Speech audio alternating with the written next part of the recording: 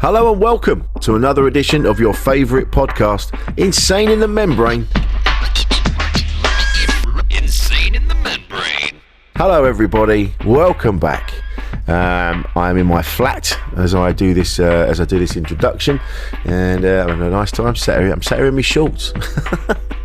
I haven't put the heating on though, so I don't know why I'm doing that. I think I was in the process of going to the gym before we did the record this morning, and then I just ran out of time. So now I'm just sat in my gym gear. I've done that before. I feel like I've been because I'm in my shorts. Just, we talk about this in the episode. Actually, we talk about trying to just like little changes in your life to try and improve things. And you'll hear that in the episode coming up. I am trying. I'm doing my best. We went out the other night, and producer Paul and I, and his son and his brother-in-law. We all went out and we saw Mr. Tom Stade in action. That was good fun. And I've not been to a gig like that for ages. I'm normally working, so it was nice to be at a gig and just be able to chill out and actually have a laugh. And not that I don't laugh at my other gigs, but it was nice not to have to worry. It was lovely. We had a really nice time. Didn't have any dinner, and I got a bit squiffy, and so I've got to learn not to do that. I ended up I get that in the end. I have a pint and I go, right, I'm having all the pints, and then producer Paul was going, mate, subtly going, look, I'm having a burger, have a burger. And I went, no, I'm not going to have a burger. And I had pints, then I had to get the bus home back to Brighton, which is 2 hours, and I bought a load of shit from Sainsbury's, and I ploughed into that on the bus, and then just woke up this morning going, oh, you're such a piece of shit. So anyway, I'm going to have to reevaluate my life. But we talk about that in the episode. You'll hear that in a minute. I hope you lot are doing all right. I hope you're well. This week's guest is the wonderful Kate Barron. I've worked with Kate a few times in the past. She's a wonderful human being. And I don't know why we've not had her on before. There's a few guests you kind of go, we should have had you on already. But we've got her on now, and she's absolutely wonderful. We talk about all manner of things. She's one of the easiest people I find to talk to. I think when I first met her at a gig, we just hit it off straight away, and it's so nice when that happens. When you feel like you've just known someone, you just click with people. It's so nice, isn't it? And it makes for such a wonderful interview. You'll hear that in a minute coming up. So you know what? Prattling on. Let's get on with it, shall we? Coming up in a minute is Kate Barron. A podcast from producer Paul.co.uk. Insane in the Membrane. How you been, Kate? You good? Yeah, I'm good. It was so funny because Gina set this up, and she's like, Richard? I'm like, I don't know Richard. And then she's like, you know him. And I'm like, no, I don't. And I'm like, oh, Rich? Yeah, I'm Rich. Like, yeah. I'm not, you're not some formal prince that I have to address as Richard. So I was like, who are you talking about? Only my mum calls me Richard. So it is so funny that when that's like when girls date guys, I feel like if they date a guy named like Chris, and I don't know, it's like this weird mothery thing I think a lot of women do where they go, this is my boyfriend Christopher, and you're like, shut up, his fucking name is Chris. Or yeah, chill out. Yeah, exactly. There's a few people that they call me Richard ironically, and it's quite funny when they do it. It's quite well, Richard, and you go, all right, okay, I'll let you get away with that. Yeah, exactly. But it's not. Yeah, so it's funny, isn't it? Because you just know. Yeah, I'm just Rich. It's funny, isn't it? Yeah. But I'm glad you're good. I'm glad you're well. Are you going to Fringe again? You going to Fringe? Fuck no. Absolutely not. And the thing I think is so funny, people were asking me in September, they're like, oh, you had a great run. Are you going to go? And I was just like, did I have a great run? I was like a mess after Fringe, and it was just a lot. And I felt like I'd just been through the worst divorce in my life. And people are like, are you going to go get remarried? And you're like, give me a minute. Like it was good and bad, but yeah, I cried every single day. It financially and emotionally broke me. It was hard, and I knew it was hard, but it was harder than I was even prepared for. Everybody said the same thing. Yeah. Everyone. And I think there were so many factors involved that were going against everybody, like the train strike, and I'm with the workers. I'm not saying I'm not. Yeah. But that impacted, and then you had you had the rubbish strike, and then you had fewer people were going because fewer people can afford it, and yeah, it was brutal. And we were really lucky. We had somewhere to stay and bless her, Laura. She's such a wonderful person. She's like, yeah, just stay here. So we were lucky because if we hadn't had that, fuck knows what we would have done. It was crazy. I stayed in like student accommodations, but it was like a 35-minute walk from my venue out into Newtown and down. And so I'm like, it'd be 2 o'clock in the morning or 3 o'clock in the morning. I'm walking 35 minutes home through like a wooded area by myself. And I'm like, this is probably not a great idea. Plus just like, yeah, it was a lot. It was just like a marathon. And it was my first Fringe ever. Like I'd never done a full Fringe. This was my debut. And I think a lot of people were trying to go, this is how it's going to be, or this is how it's going to be. And then of course I did work with PR and stuff, and I had a promoter, and there was a lot of promises made. And just feel like you just really saw who some people were. Like, it's so intense up there that you really see who some people are, and even who some comics are and how they are. And like, they want to be around the cool kids and in the cool areas, and they want to be like all like celebrate everything. They couldn't give a fuck about you. But then I had some really lovely things happen too, that I'm like, okay, my faith is a bit more restored. And like I was really down after one show, and I was feeling just awful, and I was like sitting on the side on this like the curb out where I was at the Tron. So it's like 100 square, and I was sitting on one of the steps there, and I was just like, what am I doing? Like, what am I doing here? What is happening? And then Helen Bauer and Harriet Kemsley, who are just lovely and hilarious women, walk up, and they're like, what's going on? What's happening? I'm like, I don't know. I'm just having a bit of a time. And so then they both just went on their Twitter, went on their Instagram. They were taking pictures of my flyer. They were like, go see Kate Barron. Like, just good people pulling through and just wanting to be nice people and really shout you out. And yeah, just good people who I'm like, okay, you are the kind of people that I want to be near. And then there's other people where you're like, yeah, it's been kind of hard. They're like, has it? Ooh, that's too bad. I'm 22 and my daddy paid for this, so I don't really get what you're saying. I don't know what a job is, but like, sounds hard. Oh, anyway, bye. Ew, a poor person. Yuck, I don't want to get that. It's there is I think definitely up there it feels there's more of a class divide than there is the rest of the time. But I mean, I think things are gonna. Edinburgh's a different animal. That needs completely revamping. It's a thing that we all know is fucked and needs to change. Because it is. No one's making any money apparently, but there's millions and millions of money getting pushed into it. So you go, well, it's going somewhere. Well, like I was talking to my boyfriend, and he's like, "This is a Ponzi scheme. Like this is, it is. It's just set up like an old school Ponzi scheme, and like." You suckers at the bottom, all the artists, and my family in Canada, they're like, wait. You're performing every day for hours for a month, and you're going to still lose thousands of pounds? And I'm like, yeah. And it's a privilege to do so. And they're like, that doesn't, we cannot compute that. That doesn't make any sense. Make sense. I'm like, yeah, but it's just how it is. Like you sort of have to do it to be like, I have done it to get the reviews, because I'd never been reviewed, I've never been starred before, any of that. And so I was like, I felt like I had to do that. But I don't know, who knows what. Oh man. I think this is the issue across the board with all jobs. Everybody, this is why people are striking now, because they're just not getting paid a decent wage. Yeah. For a job, for the work that they're doing, they're expected. It's getting to the point that employers almost expect people to pay to work. It's like, you should feel privileged that you're here. And you're like, pay me properly, you piece of shit. And then it's bullshit. The whole thing's bullshit. The most disgusting thing I ever heard. So all through the pandemic, I worked for a charity called Debt Free London. So it's a nonprofit, and it does impartial credit, like advising basically for people if you're in debt, if you're struggling. It's a great charity. There's lots of those. So you can call them up and go like, creditors knocking on my door, bailiffs, I don't know what to do, I'm going to be evicted, and they can help you, they can help negotiate. Like, it's great.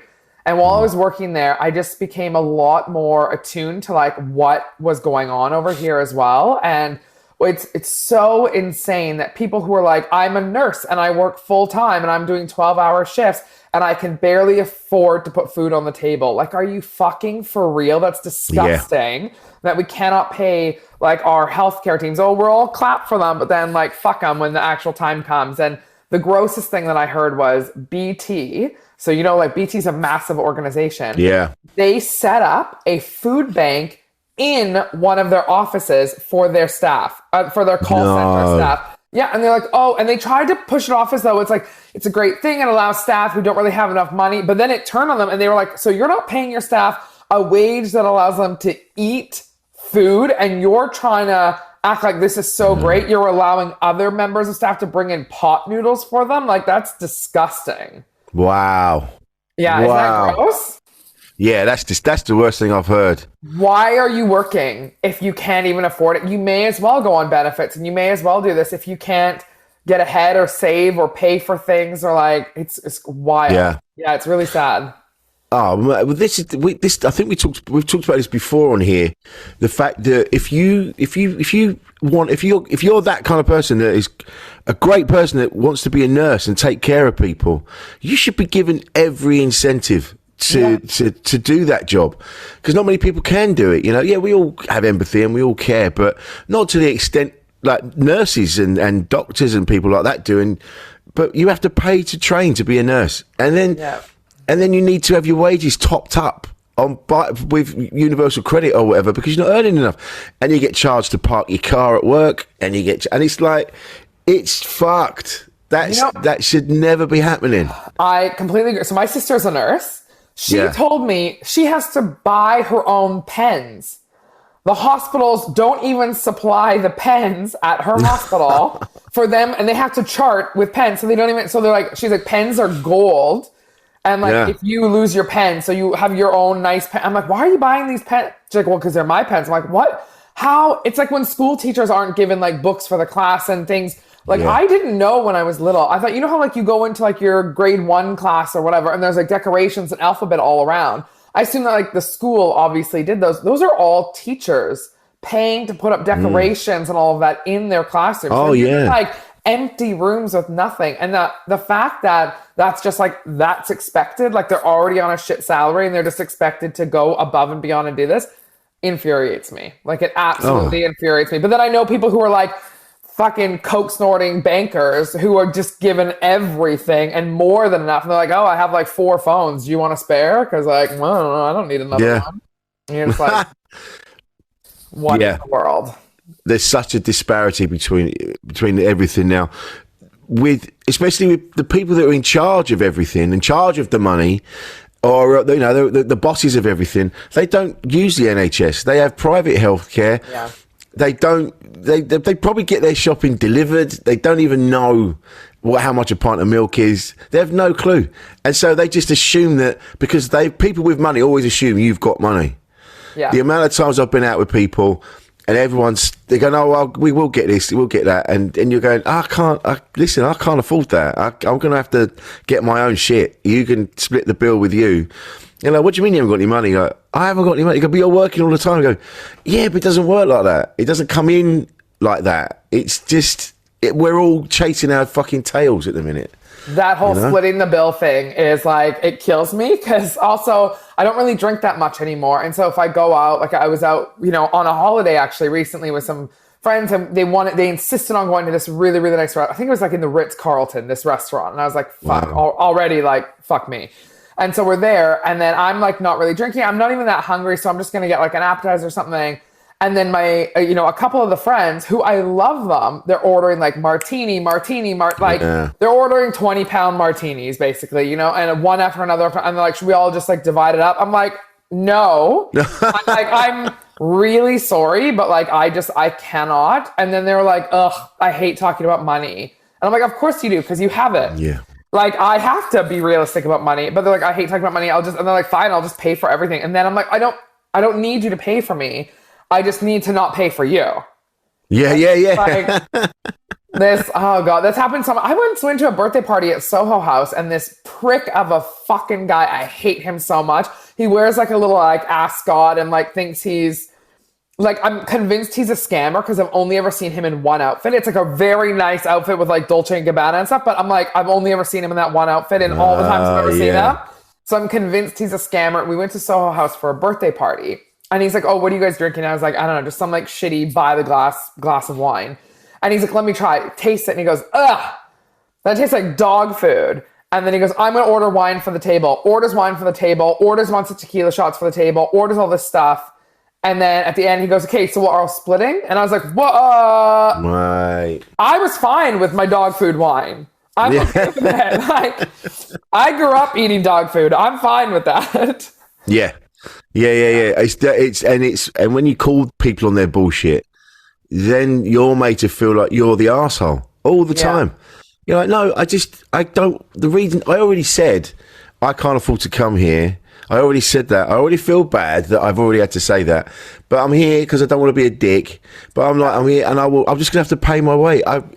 When I've got money, I will, I'll pay for something later on, but I can't pay for this. Yeah. And nor should you expect me to while you've been doing £20 shots or whatever you've been doing, But that just shows a complete lack of, like, it's almost like emotional intelligence or social awareness, right? That they're so oblivious to that, some people. But I love, my favorite thing now, I don't like confrontation, but I really like sort of soft confrontation and like calling people out. So it's like if somebody makes a really fucked up or like racist joke or whatever, or like a really like misogynistic joke, I'm like, I don't get it. I'm like, why? What is the joke? And then they have to explain it and they go, oh, it's funny because this group of people are dumb. And you're like, oh, okay. And then they explain it slowly. And then they hear what a fucking asshole they are. And then you go, oh, and you just play dumb. Playing dumb and making people repeat themselves or explain themselves is the most beautiful passive aggressive way to be confrontational, I think. I think so. Just playing dumb. It's the best. Just quietly calling them on their bullshit. Yeah. And making them look like an absolute fucking prick to everyone else because everyone goes, ooh. Or I get taken to one side, or I'll be somewhere and someone will tell me a joke that, and you kind of go, oh man, just, yeah. They go, I know, yeah, but you have to realise why that's not funny now. You have to remember, they go, yeah, but when we were kids, we didn't know any better. Yeah, like, a lot of grown-ups were teaching us. Yeah, the grown-ups we grew up with, a lot of them, they thought that was fine. So we thought it was fine because the grown-ups were telling us it was fine. But now we're the grown-ups, and now we have to be making the changes and go, no, you can't. You can't say that anymore. Come on. Because you're like, I feel like, well, you're sort of this interesting guy because I think you're so in tune with things and so aware of things, but you're also like a blokey bloke kind of guy. And so do you think people pull you aside a lot, or do you think people do that? Or like, Rich will get it. Like, he gets it. He's not one of those fucking woke people and I can talk to him like this. Do you think people assume that of you? Not really. Do you know, I get the other way. I get people confiding in me because they get it as well, but they feel because of maybe their friend, their group of friends, or their family, or whatever. So they can't be showing people that they're progressive at home or amongst their friends still, because they'd be seen as weak. But they confide in me and they go, yeah, I totally get it. I get messages all the time from blokes just going, yeah, this is your podcast, man. I think it's brilliant. And, and it's yeah, I get the opposite, that people confide in me about being more aware. And I still get it wrong. I still get people, of course, they go, like, my sons are really good at that. Like we'll be having conversations and I'll say something and they go, oh yeah, but Dad, blah blah blah, and I go, oh yeah, sorry, it's just because it's been in my brain for 45 years. So you have to excuse me, lads. No, but I think that's one that makes me, oh God, it's just heartbreaking that like guys feel like they can't just be more sensitive or be more like liberal or woke or whatever the fucking term is. I hate the term woke, but like they just can't be like that. But the whole thing about being called out and being aware of it, that's totally fine. I think where people get their backs up, right? And this is like, my mom and I struggle with this because she like I try to push her, and I know how to push her buttons, so I really try to push it on her to make her sort of be more self-critical and flex her critical thinking skills. And I'll push her a lot. But the thing is, you can say something racist and not be a racist, right? And I think that's the thing. I think people, if they get called out going, oh, you said that, that's actually really like inflammatory, that's really hurtful, that's pretty racist, and I'll explain to you why. And they go, oh, I'm not a racist. No, I'm not saying you are. I'm not saying you as a person. I'm not making some huge judgment on who you are as a person. I'm saying the thing you just said, and you said it probably because you grew up hearing it, and you grew up with it being put in you, and you grew up with all these things. So it's sort of just like, know better, do better, you know? And just as you say it, go, cool, hands up. I did say that. That was shitty. I get why that was shitty now, and I will not say that in the future. And that's all that needs to be done, I think. But people freak out and they go, I'm not this or I'm not that, because they just think like if they say one misstep. And I think it is really easy to misstep now. And there's a lot of things change right now in vocabulary and more understanding of things. Like even like it wasn't that long ago that I learned even the idea of like a lot of my friends are real estate agents, and they always refer to it as the master bedroom. And they were like, do you know that's rooted in slavery? And I was like, holy fuck, I did not know. Yeah. So now it's called the primary bedroom or the owner's suite, usually. And I was like, shit, I didn't know that. That's really interesting. But it's like, you just don't know. And you're not doing it intentionally. But then No. But just learn from it. And don't be a complete fucking dickhead when someone tries to educate you and go, actually, this is how it is. And you go, oh shit, okay. I didn't know that. I think there's that as well. There's the people are getting fed up with being... they feel like people having a go at them all the time. Yeah. So I think there's a way, like you said earlier, there's a way of talking to people where, you know, because I'm not when you're talking to someone or you're correcting them or saying, hey, actually we don't say that anymore. You're not being a dick, but there's a way of doing it where that person you don't make that person feel like they're beneath you. You know, you can do it in a way that's, you know, pretty chilled, and, you know, you're not preaching or having a go at someone. Yeah. But I think there's a lot of people now, they feel like they're just being had a go at all the time. So now they're just pushing against it, going, oh, well, fuck you woke piece of shit. Oh, don't fucking tell me off. Then you can go fuck yourself. And there's a resistance there as well. And that's, you know, that becomes an issue. I think it is how you approach somebody. Like, I think you have to give somebody, it's like if you're in a fight, like, you're married, you know what it's like to fight with your partner. If you're in a fight with your partner, you should come at it from the point of view of they're not intentionally trying to hurt you. This person loves you and cares about you, and maybe it's a misunderstanding, but they're not intentionally coming from a bad place. And I think you should, if you're trying to explain something or like correct somebody's behavior, you should try to come at it from a point of view of like, maybe they just don't know better. So I'm not going to go in on them. I'm just going to be like, I totally get, you probably aren't aware how this comes across when you say that. So just so you are, if it was me, I would want it pointed out to me. And kind of like if I had spinach in my teeth, I'd rather you tell me to my face, that kind of thing. And just have a little bit more grace with people, because it is about how you approach someone. If you go, that was fucking racist, you're a piece of shit. And you go, well, then fuck you, because you're just attacking me right away. Also, I've sworn a lot on this podcast. Is that... No, it's good. No, that's fine. That's the thing. You can swear your head off. It's one of those things. We can talk about these things. Yeah. It doesn't, and mental health is an important conversation to have, but it doesn't have to be stiff and starchy. Yeah. It's like two people sitting in a pub or a cafe or whatever, being themselves. There's an assumption that if you talk about these things, you have to be sat in a suit and tie, and they go, well, the thing is with mental health, and I go, no, you're a piece of shit. Stop being a piece of shit, and then you'll feel better. Yeah, I mean, that's what it comes down to. No, 100%. I'm not one. Well, you know me. Like, I'm not one for being. I'm not like on all the time, or I don't have some like curated personality for different people. I sort of like, I am who I am. Better or worse, I guess. We'll see. No, I said that the other day, actually. I'm not different doing this, or I'm not different on stage than I am in real life. I'll just be going along in my life, and then someone hands me a microphone, and then I do that for 20 minutes, and then I just carry on doing what I'm doing. And there's no real change. I am a bit different on stage, I would say. I'm a more exaggerated, amped up version of myself on stage, but only because being... Like, I think a lot of comedians they're great at critical thinking, and they're great at seeing both sides. And we observe people, and we have a lot of like people in our lives or we meet audience members who are from different backgrounds and all that kind of thing. So I think we actually think about things a lot more on both sides of like, both points of view of the same topic. Yeah. So you could go like, well, this makes sense, but this also makes sense. But when you're on stage, you're going, well, it could be this or it could be this. That's not funny. So you got to go, it's this, fuck you. This is what it is. And because that's funnier to take a hard line on it, right?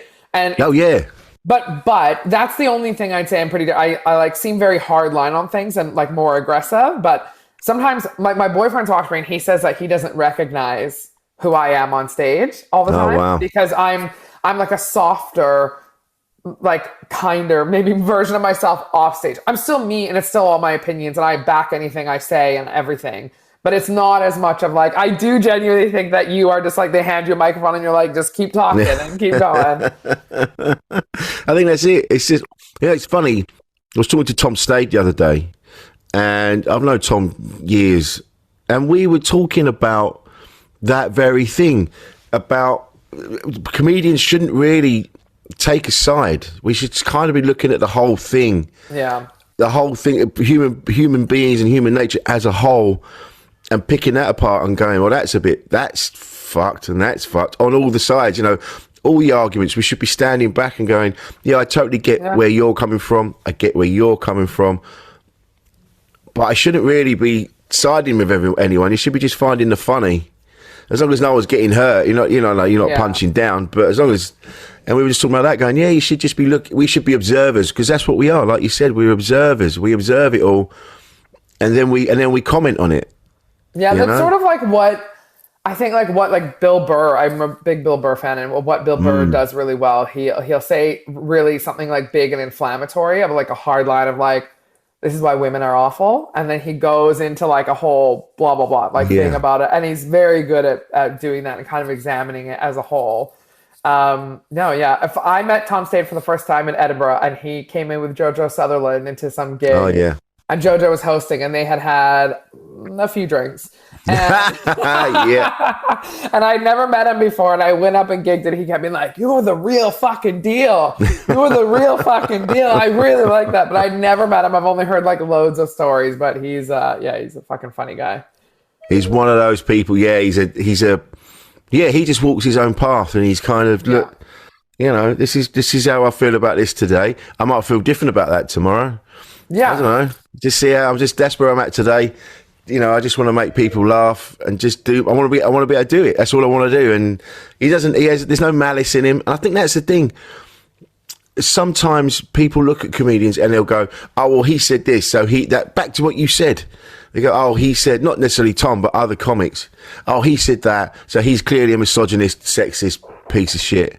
Yeah. No, he's making a joke about, like, Bill Burr gets shit all the time. Yeah. And you go, you're not listening to what he's actually saying. Yeah.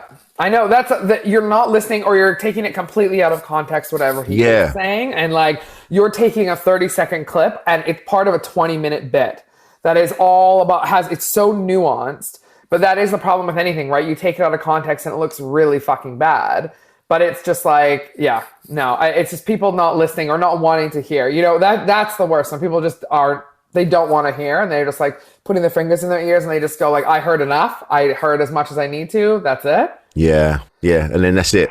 And that's Done. It. Yeah. I re-listened to the podcast you did with Esther Manito, and it's just so good. I think she's really brilliant, and I think she's hilarious, and it is just funny. And going back to, it's even like when a woman steps on stage, right? And they just kind of go, "Oh fuck, I don't want to. It's time to get a beer." And they get up and they're like, time to take a piss. All right, we can go.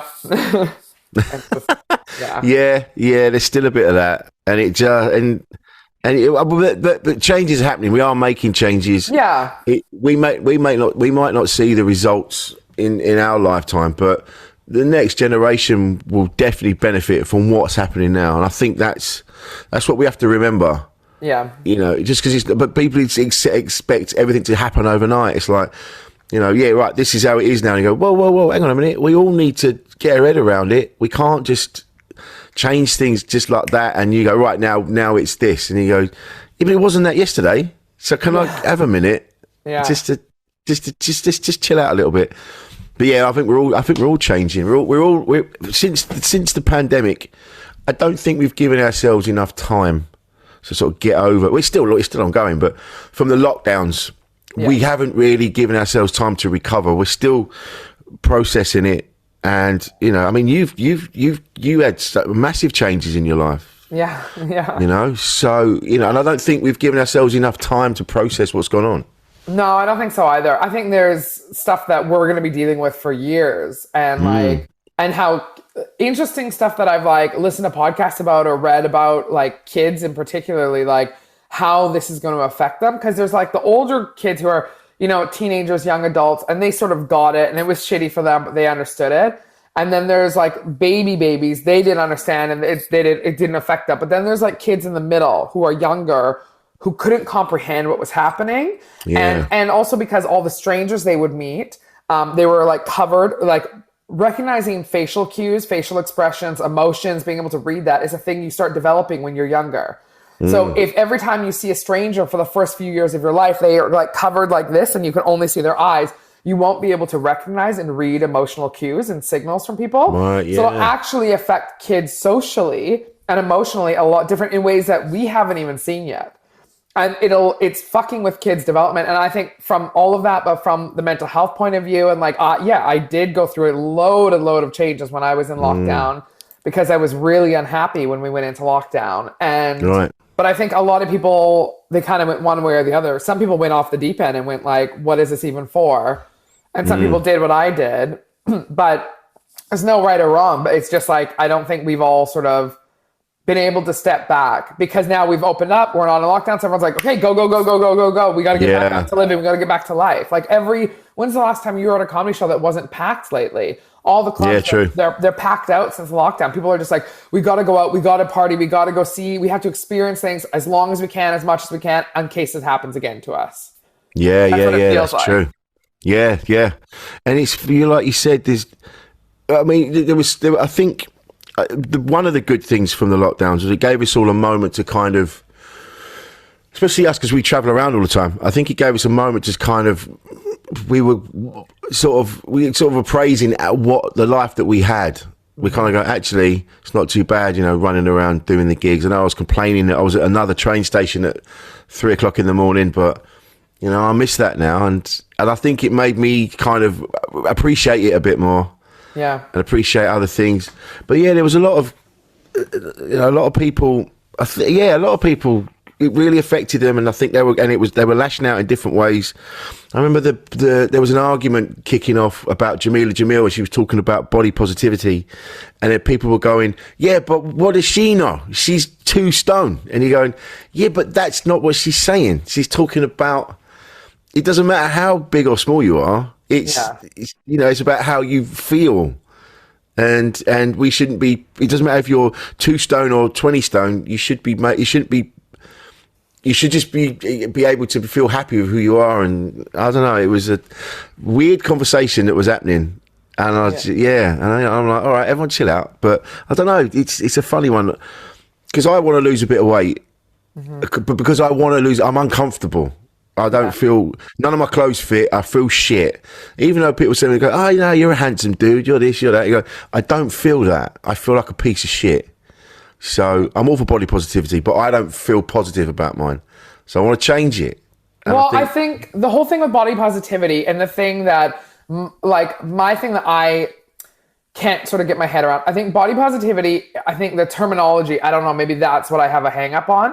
Because I think it's saying you should be positive and happy all the time with your body that you have, which, like, who the fuck is happy all the time with anything, let alone their own body, right? So that, my whole thing that I really like the idea around and the whole concept around body neutrality.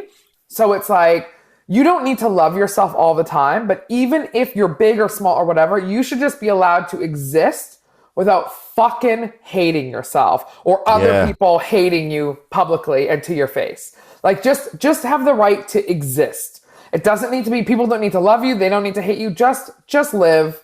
And that's all. And I think that's what I can relate to more. Just having the right to be, because like the moment you know, I shied away from doing comedy for years and years because I was like, who's going to want to hear this fat bitch go up on stage and talk shit and whatever? And everyone's just going to be making fun of me and whatever. So I didn't do comedy for years because I was so like self-conscious of how people would look at me and like, why would anyone want to pay attention to me at the front of the room? Because people, the moment you get up in front of people, or like you see even somebody who's like bigger goes on TV and does something, they go, oh, they're promoting obesity, they're promoting unhealthy lifestyle. Oh, yeah. They're just fucking being. They're not promoting anything.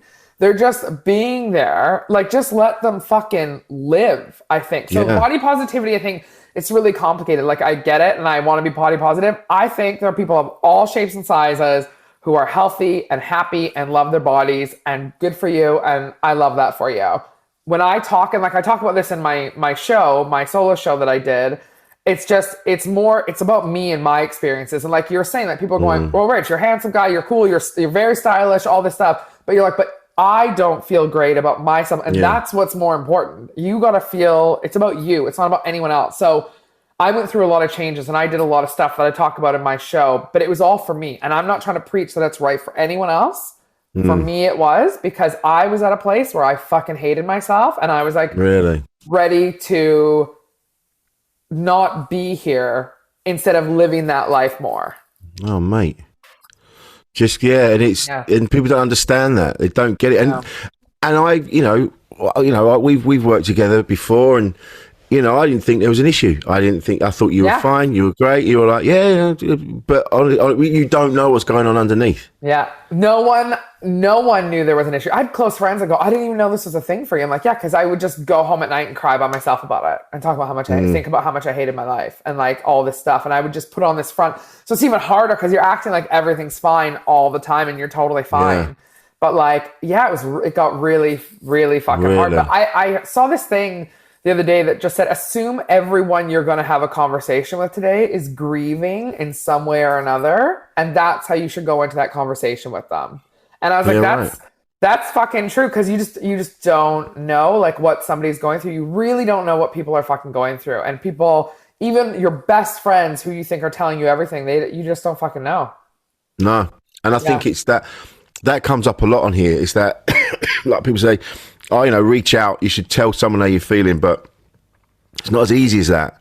No, it's just you never know when the right time is. You always go, oh yeah, but they got shit going on. They don't want to hear this. So there's a way that we can all help each other by just. I know I try and do it, and I fuck it up. I get it wrong all the time. Yeah, but I'll say to someone, like, so how you doing? You good? And they'll go, yeah. I go, are you yeah, all good? Because it's a bit fucked in it at the minute. Everything's a bit fucked. I'm skint and I find it a bit hard. And then that way they kind of go, yeah, do you know what? I'm actually, I've had it's a bit shit indoors at the moment or whatever. And there's a way of doing it that you help someone kind of bring it out of them. And, and I get it wrong because sometimes I'll go, you sure? And I go, yeah, I am. Stop going on about it. I go, all right, sorry. Yeah. Because people need to come to terms with it themselves too. And you want to have a space where people can talk about it. But sometimes, like for me, talking about my weight out loud and talking about how unhappy I was something I couldn't even do. Like I couldn't even do it because then it's almost like, when you say something aloud, it makes it real. And it's like almost like you're pretending, I don't know, like to the outside world, like it doesn't exist. So I've had people be like, yeah, you're okay and everything. I'm like, yeah, I'm good, I'm great. Like everything's good. Because I couldn't even have those conversations with myself. And like even doing material on stage about weight or anything, I never did when I was bigger. I could never bring myself to do it when I was bigger. But obviously everyone could see like the elephant in the room was literally me. And I couldn't do it because that's so confronting to bring it up if you yourself haven't processed it. And I get why people just go, yeah, I'm good, because to even get into like the why you're not good is so deep and so hard. And you haven't even realized it yourself or processed your own stuff. So that's why I'm just like, therapy. Yeah. It's just the fucking, but it's really expensive and it's really hard for people to access. And I'm really lucky I was able to afford it because I had a full-time job during lockdown. And so that's when I started therapy. But it's really fucking expensive. And Yeah, Yeah. those resources should be made more available to more people, and unfortunately, they're not because they're, for me anyway, it was very, very helpful. Well, that's what it goes back to what we said before. The people in charge of the money aren't investing in. No. They're not investing in us, and we're supposed to be paying our taxes, and we're supposed to be paying all these things, and we're getting squeezed again while the fucking pigs around the trough at the top just they don't even turn around and look at us and go, yeah, more money, as they just keep eating and having a good time. It's like, invest in us, and then you'll have they worry about staying in power now. That's all they care about. The different parties, like power. And like, if you treated us with respect and gave us the ability to have a decent life, you'd get the power. We'd vote for you. We'd go, yeah, they've invested all this money in the NHS. They've invested all the money in the people. Everyone's getting a decent wage, but they cannot bring themselves to do it. And you just, it's just like, just do that, and we will vote for you forever.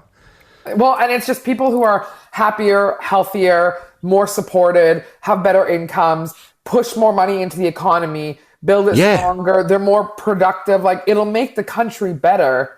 Yeah. Help do you know what I mean? It really does work like that. Like, if you want to see an example of how that doesn't work, is look at America. It doesn't invest in their country at all. And they're like a fucking laughing stock to the rest of the world. They have the worst education, healthcare, all of this shit because like they're not investing in their people at all. And they're just falling everywhere in like how they're ranked in the world because they're just fucking losers, right?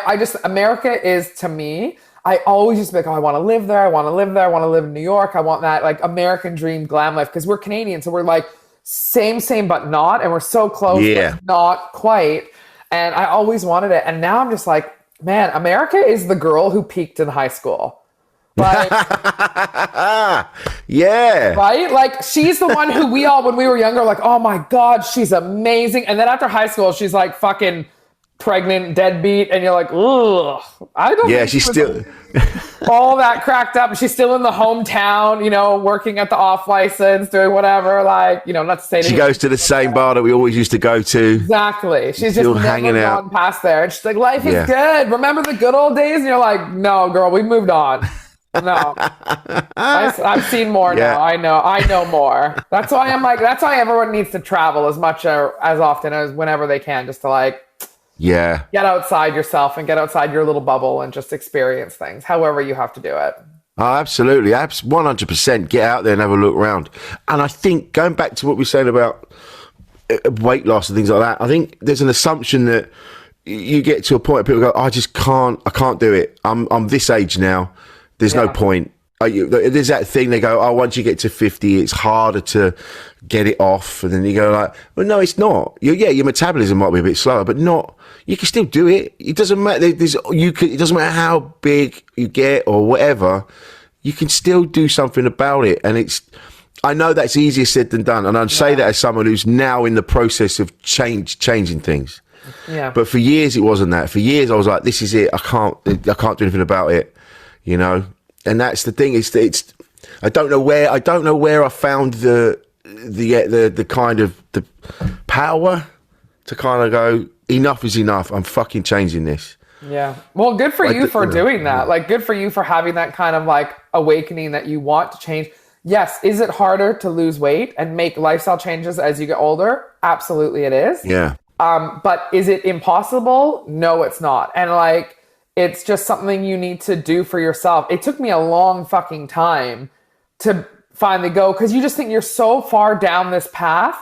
You can't even see a light. And in my show, I talk about, because I feel like people who've never struggled with weight they can't always comprehend how helpless you feel and how you go, I'm so far gone, nothing's going to do it. And I joke in my show how people are like, well, just do a little simple, cut out some calories or bring like a yogurt to lunch. I'm like, fuck off. And I try to compare it to like, if you were 500,000 pounds in debt and somebody was like, well, just pack your lunch for work. That'll get you going on your savings. And you go, motherfucker, I'm 500,000 pounds in debt. What the fuck? That's not going to make a dent in that. But then if someone comes up to you and they go, I can like, that's for me, because I had weight loss surgery, right? So for me, that surgery was like someone coming up to me and giving me like 300, 400 grand of that debt and going, I'll give you a chunk, but you have to do the rest. And I go, okay, now I can fucking see a light at the end of the tunnel. Now this doesn't feel so impossible. But if, you feel like you just go, where can I even go from here? If you are so far in debt or so far gone on something, addicts experience it a lot. Like, it's just, you feel like there's no turning back, and you feel really helpless. And like, I don't know, have you seen the new Brendan Fraser movie, The Whale? Not yet, but I know of it, yeah. That was hard to I'm still processing it. It was really, really fucking hard to watch. Because you could just see he was like trapped in this prison of his own making. Yeah. But like, you just, like, I felt everything because I related to it so much. And I related to him so much of like, I'm disgusted. I feel so much empathy. I'm heartbroken for him. I want to push him and like scream at him to fucking come out of it. But then I'm also like, you did this to yourself. You deserve everything you got. And that's how I would talk to myself, right? And I think that's the other thing. A lot of people who struggle with weight, we're told constantly by people in the outside world, this is your fault. This is your fault. You're a disappointment. You're a letdown. All of this is your fault. So you go, I'm a piece of shit. I'm a piece of shit. And then you just go, well, I guess I'm a piece of shit. So what's the fucking point? Yeah. That's exactly it. And it just, you get to the point, you go, fuck it. I'm just going to, the only joy you get is from, you'll have a pizza and you'll just sit there and you'd have that brief moment of, oh, I feel better now. But then you feel like shit again because you've had the pizza and you're like, I said yesterday I wasn't going to have pizza again. And now I'm having pizza again. And now I just feel shit. And there's that horrible cycle, which is really hard to break. It's really hard. Yeah. And food is something that's a part of our everyday life, right? You can quit out smoking and go, I'm never going to have a cigarette again. But what if someone told you, oh, well, you actually have to have one cigarette 3 times a day, but then don't get addicted to it? Or like, we have to eat meals a few times a day. It's part of your life. So you have to learn to do it. And I think the biggest thing just have to rewire your brain into thinking about how you think about food. And like, if you want to go and have a pizza or have something or indulge in something, I think you can do that. It's like throwing out a car because you get a flat tire. You can have an off day. One thing can happen. It doesn't mean everything needs to go in the bin, right? It doesn't mean you need to throw away all your progress. You don't need to just go, well, fuck it, I'm done. I obviously failed at this. No, tomorrow's a new day, like fresh start, whatever. You have one meal that's like, and I really am a big believer there's no like bad food and good food or anything like that. Like, you just have to like make choices, and you keep making choices every day and going, I'm going to try again tomorrow. I'm going to try again for this next meal. I'm going to try. And you just kind of keep going and doing that stuff. But like, you just have to reframe everything. Like, I genuinely thought for years in my life that exercise was purely punishment for the food you eat. Because that's how fitness professionals treat it. Like, work off that donut, work off that thing, work off that disgusting food you indulged in, you piece of shit. Like that. That's how they talk about it, right? Whereas like, in reality, exercise is really great for your mental health, for endorphins. It's really great for your heart health. It's great for a lot of things that aren't related to weight loss at all. Just metabolic health, like cardiovascular health, all of those things.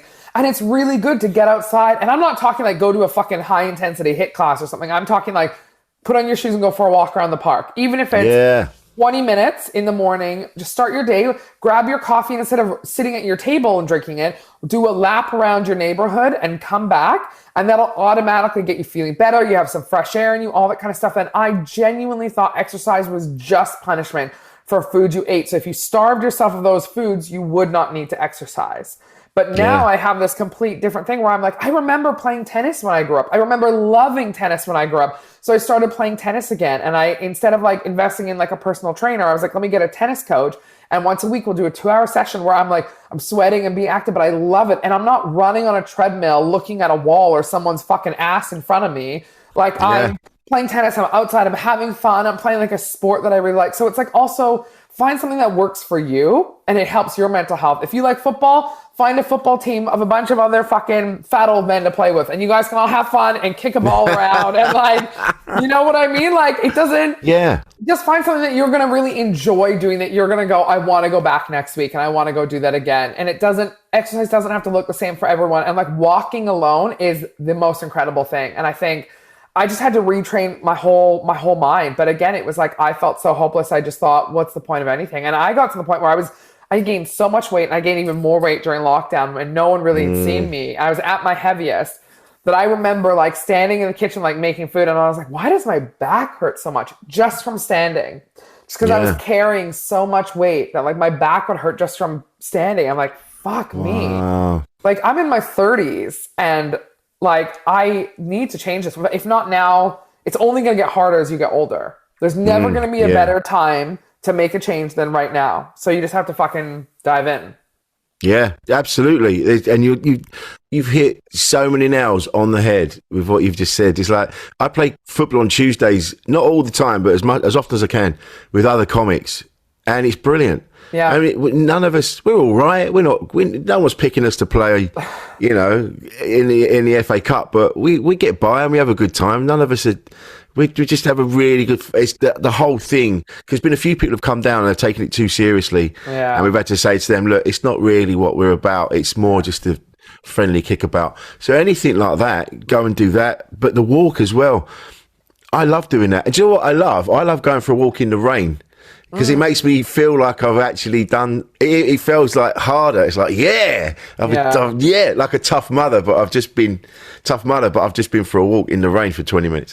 But, yeah, totally. You know? I heard this thing where somebody said like their trick at the gym or walking or whatever is like if you're at the gym and you're on something like a treadmill or whatever, choose a TV show that you only watch at the gym when you're on the treadmill. So you're only allowed to watch that show if you're there. Or like, so I have podcasts that I really love listening to, and I listen to them when I walk. So I only listen to them, like yours, when I walk. So it's like you get to walk around, and then that's your reward. You're really enjoying this thing, and you go for the walk as long as the podcast goes for, and it just makes it go by so quickly. And you just go and wander and explore, and like it is genuinely so good. But yeah, and don't think you need to go, okay, I need to go get all the gym kit. I need to go get all my stuff. I need to go get a membership because that's cost prohibitive and everything. Plus, like, the shitty thing is that I think a lot of people don't understand. They go, just go work out. Okay. Most gyms are not welcoming to fat people. That's a fact. No.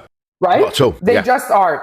And you talk to individual people and go, yeah, I'd see that. But yeah, you'd also people will take videos of fat people in gyms and make fun of them for working out. Like, they're in the fucking gym, mate. Like, what more do you want from them? Most workout companies, most like when I was growing up, like Lululemon, those types of places, right?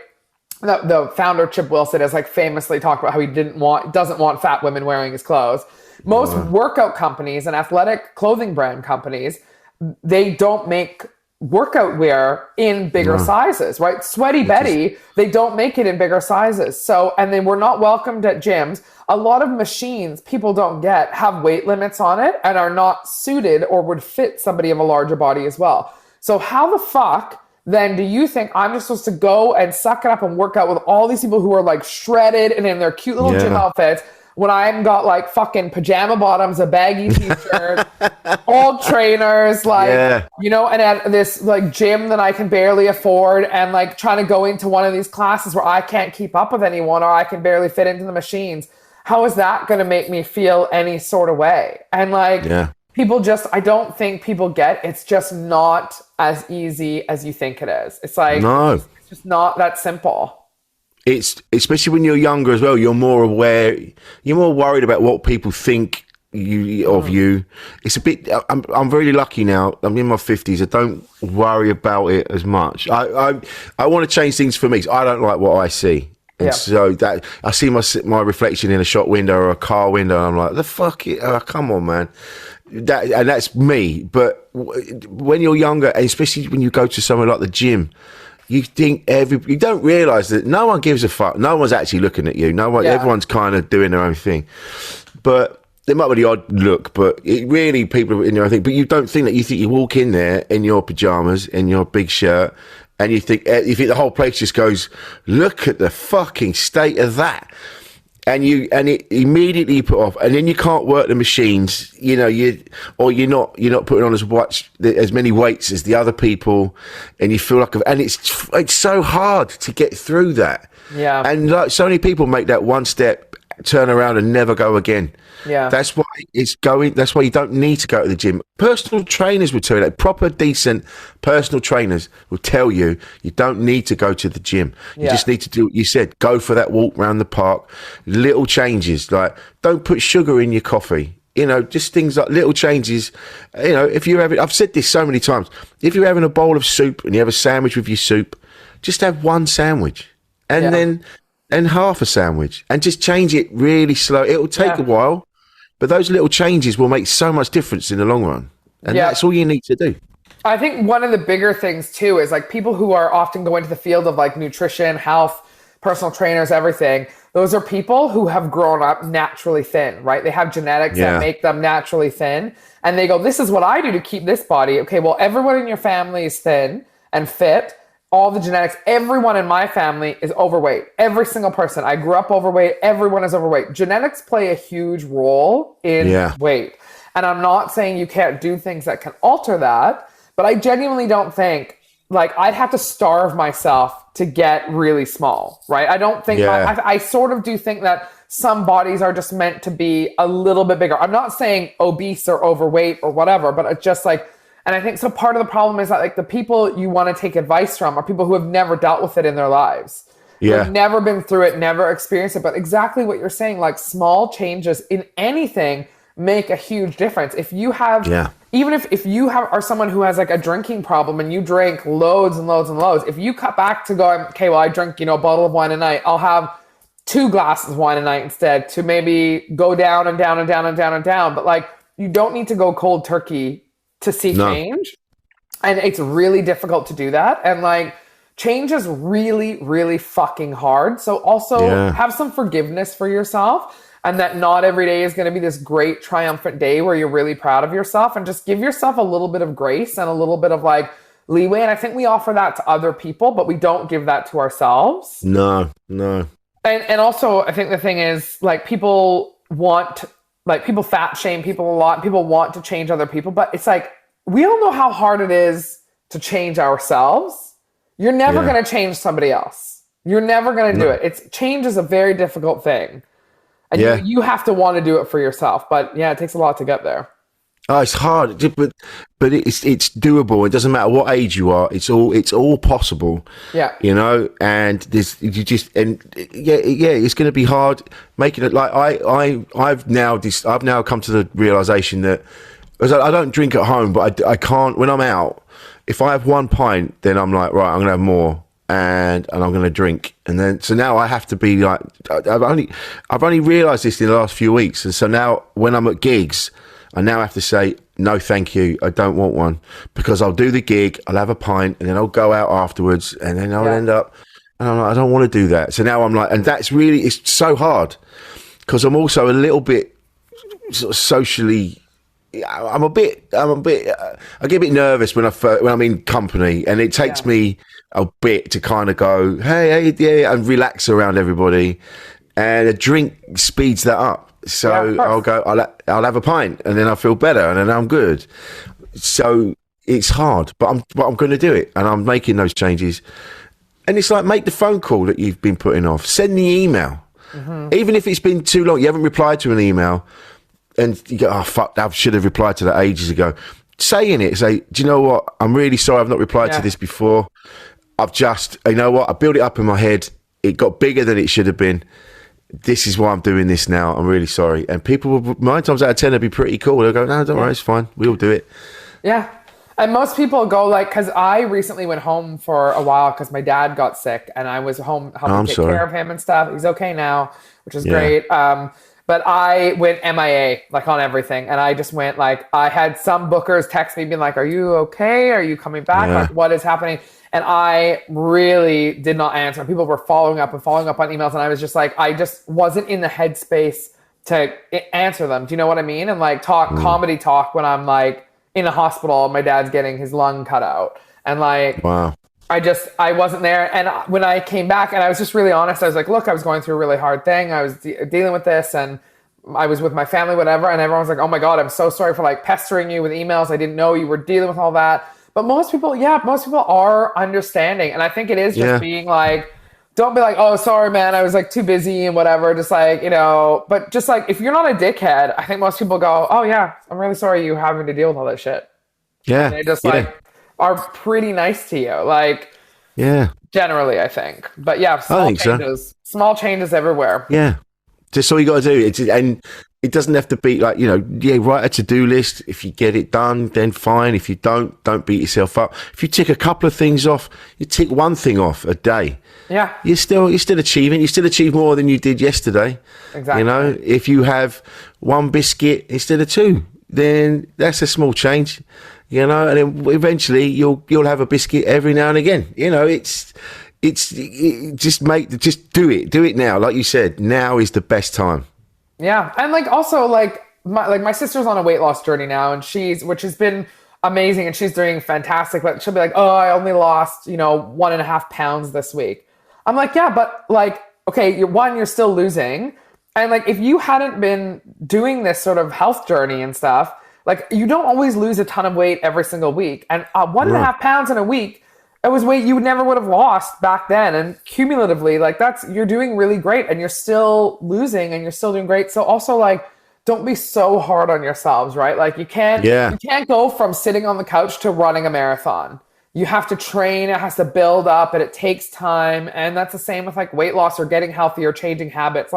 It just needs to take time. So just have some patience with yourself, that you're not going to get to your goal tomorrow. But also, one of the biggest things for me that I found, and I don't know, you might find this helpful, which I really liked, is I think we focus so much on the scale and how much we weigh. And you're such a fashion guy too.